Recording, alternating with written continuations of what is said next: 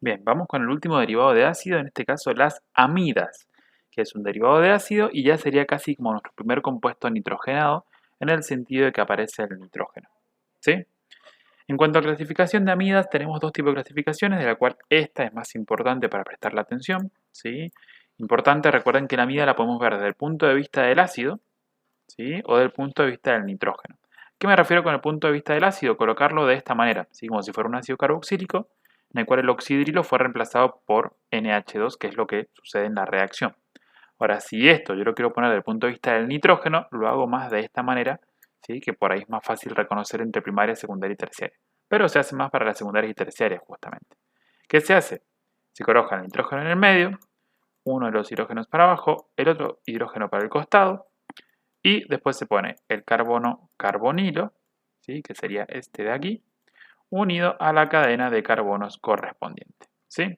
Cuando uno de los hidrógenos fue del NH3 del amoníaco, si uno de sus hidrógenos fue reemplazado por carbono carbonilo y la cadena de carbono, es decir, por un ácido, esto sería una amida primaria. Si dos de esos hidrógenos han sido reemplazados por carbonilo más cadena de carbono, carbonilo más cadena de carbono, ya sea que sean iguales o diferentes, es una amida secundaria. Y si los tres hidrógenos han sido reemplazados con esa idea, es una amida terciaria. Fíjense que siempre para que sea ramificación amida, ¿sí?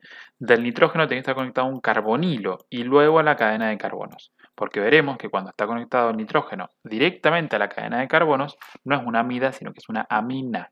¿Sí? Y es otra cosa. Bien, dicho esto, ¿sí? Con que por lo menos tenga un carbono o carbonilo y cadena de carbonos, ya es una amida. ¿Sí? Eso seguro. Las amidas, ¿sí? Pueden ser primarias, secundarias y terciarias. Cuando son secundarias y terciarias ya pueden ser simples o mixtas en función de que estas cadenas de carbono sean iguales o sean diferentes. Si son todas iguales, son simples, ¿sí? O simétricas también se les dice a estas. Y cuando son diferentes, son mixtas. Ahora, si por ejemplo yo tengo el nitrógeno, carbono, carbonilo, una cadena de carbonos, el hidrógeno y otro hidrógeno ha sido reemplazado por una cadena de carbonos, esto sigue siendo una amida del tipo primaria. ¿Por qué si tiene dos hidrógenos sustituidos? Bien, porque estamos hablando de una amida, ¿sí? En cual el nitrógeno tiene un carbono carbonilo y luego la cadena de carbonos, ¿sí? Entonces esto es una amida primaria y lo que hay de este lado es una cadena de carbonos, sería una especie de ramificación unida al nitrógeno, nada más.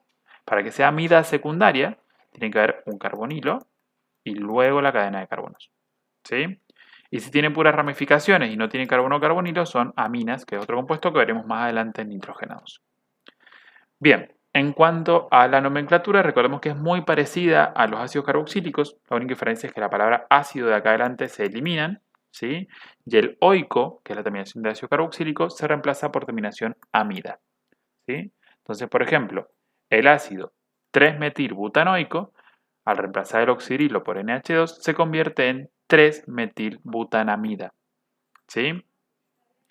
Por ejemplo, acá, el ácido fórmico, que sería el ácido metanoico, se convierte en la metanamida o formamida. Este que está acá es un ejemplo que les decía recién. Fíjense que la amida es esta, ¿sí? Es como si el ácido 1, 2, 3, 4, ¿sí? En el 3 tenemos metil, 3-metilbutanoico se convierte en 3-metilbutanamida. Y luego en el nitrógeno, uno de sus hidrógenos es reemplazado por esto, que es una cadena de 4 carbonos. ¿Sí? Pero acá no hay carbonilo, es una cadena de 4 carbonos en ramificación unida al nitrógeno, entonces es un butil. Es un N-butil 3-metilbutanamida. ¿Sí? Es el 3-metilbutanamida, pero que en el nitrógeno tiene un butil. Simplemente eso. Eso igual de todas maneras lo vimos en nomenclatura, intenten repasarlo, ver algunos ejemplitos, etc. Pero tengan esto en cuenta en cuanto a la clasificación de amidas. Y ahora vamos a ver lo que son los métodos de obtención y las propiedades físicas. Bien, la primera posibilidad es la amonólisis de halogenuros de ácidos, ¿sí? La amonólisis es parecido a cuando decimos hidrólisis, que sumamos agua y desarmamos un enlace para formar uno nuevo. Bueno, la amonólisis es lo mismo pero con amoníaco, ¿sí? Rompemos este enlace del cloruro de ácido, ¿sí? Recordemos que esto es CH3 carbono, oxígeno, el carbonilo, y acá tenemos el cloruro que había reemplazado el oxidrilo. Rompemos este enlace, el cloro se va con uno de estos NH3, forma el cloruro de amonio, se va con el cloro, ¿sí? Y en este lugar entra otro NH3, ¿sí? Acá serían dos. Uno entra acá, formando la etanamida, y el otro se va con el cloruro, ¿sí? Formando cloruro de amonio. De todas maneras, generalmente estos productos secundarios no son importantes, sino que nos importa esto, lo que se forma, que esto más esto nos da esto. Los productos orgánicos son los más importantes en estas reacciones, ¿sí? A monólisis de anhidridos de ácido pasa exactamente lo mismo. ¿Diferencia? Bien, ahora sí utilizamos un solo amoníaco, acá usamos dos, ¿sí? Para este producto secundario. Acá usamos uno solo. ¿Y qué es lo que sucede? A monólisis se rompe un enlace nuevamente, se rompe acá. Recuerden que todo esto estaba reemplazando al oxidrilo, ¿sí? Entonces, se rompe el enlace acá, se forma la amida correspondiente y el hidrógeno que perdió el amoníaco, ¿sí? Fíjense que es NH3 y acá hay un NH2, perdió un hidrógeno. Ese hidrógeno se va a unir a este oxígeno formando el oxidrilo, ¿sí? Y se va a formar de acá un ácido, ¿sí?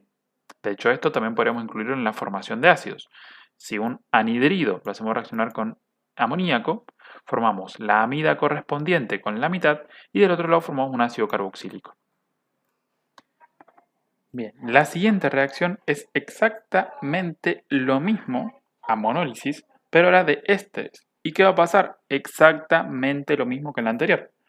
Esto es lo que se considera el sustituyente del oxidrilo. Entonces, todo eso se va a ir para dar lugar al NH2 y formar la amida correspondiente con esta parte que es la parte ácida del éster, ¿sí? La parte ácida del éster forma la amida, mientras que el hidrógeno que se perdió acá se va con la parte alcohólica del éster formando un alcohol, por supuesto, ¿sí? Incluso esto podría incluirse en la formación de alcoholes, si queremos. 4. Descomposición o deshidratación de sales de amonio, ¿sí? Recordemos que el amonio es un catión, ¿sí? Nosotros hacemos reaccionar un ácido carboxílico, por ejemplo, el ácido, no sé, el ácido, voy a hacer metanoico, que es el más sencillo de todos, ¿sí? Lo hacemos reaccionar con hidróxido de amonio. El ácido reacciona como ácido, como ya hemos visto. ¿Y qué va a pasar? Pierde el ácido este hidrógeno y ahí entra el catión, formando el metanoato. Así como forma el metanoato de sodio, ahora formaría el metanoato de amonio. Más agua. ¿Sí? Ahora, si esto que está acá, sí, esto que está acá, ¿sí? Que es como la sal, digamos, de amonio y el ácido carboxílico. Si a esa sal de amonio yo la deshidrato o la descompongo, es decir, le saco el agua, ¿qué es lo que vamos a obtener? La amida correspondiente, ¿sí? Fíjense que se pierde este hidrógeno, perdón, este oxígeno, que sería este oxígeno de acá, se va con dos de los hidrógenos que tenemos acá, ¿sí? Y al irse el oxígeno con dos de esos hidrógenos nos queda el NH2, formando la amida correspondiente y liberando agua. Bien, ¿qué más tenemos? La hidratación de nitrilos, que esto sí ya lo hemos dentro de todo visto, ¿sí? ¿Qué es lo que pasaba cuando se hidrataban los nitrilos? En realidad no lo hemos visto como tal la hidratación de nitrilos, pero hemos visto reacciones similares en las cuales el doble enlace se abre, ¿sí? En este caso, si hidratamos el nitrilo, ¿qué es lo que va a pasar? Los hidrógenos, obviamente hay pasos intermedios del mecanismo, ¿sí? Pero los hidrógenos se van a quedar con el nitrógeno, ¿sí?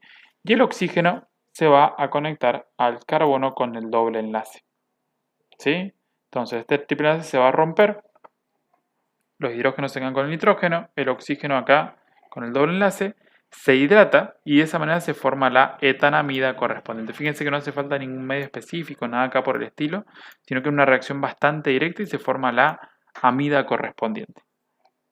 cuanto a las propiedades físicas, te las resumí un poquito acá, le saqué un pedazo de esta parte central más que nada, que no es necesaria. Pero sí tienen que saber que, en cuanto a estado de agregación, la primer amida, ¿sí? La metanamida es líquida. Todas las demás, a temperatura ambiente, son sólidas. Ninguna gaseosa. Puntos de ebullición. Son apenitas más grandes, ¿sí? Que los ácidos carboxílicos correspondientes. Por ejemplo, si tengo el ácido metanoico, la metanamida tiene un punto de ebullición apenitas mayor. Si tengo un ácido etanoico, la etanamida tiene un punto de ebullición apenitas mayor. ¿Sí? Porque, si bien no tienen el oxidrilo, tienen nitrógeno con hidrógeno y forman muy fácilmente puentes de hidrógeno. ¿Sí? Es decir, no tienen esto, pero tienen esto. ¿Sí? Y les es muy sencillo formar puentes de hidrógeno, generar un poco más puentes de hidrógeno y por tanto el punto de ebullición es apenas mayor que el de los ácidos carboxílicos. Solubilidad. Las primeras son solubles en agua, pero luego se hacen totalmente insolubles a medida que crece la cadena de carbonos.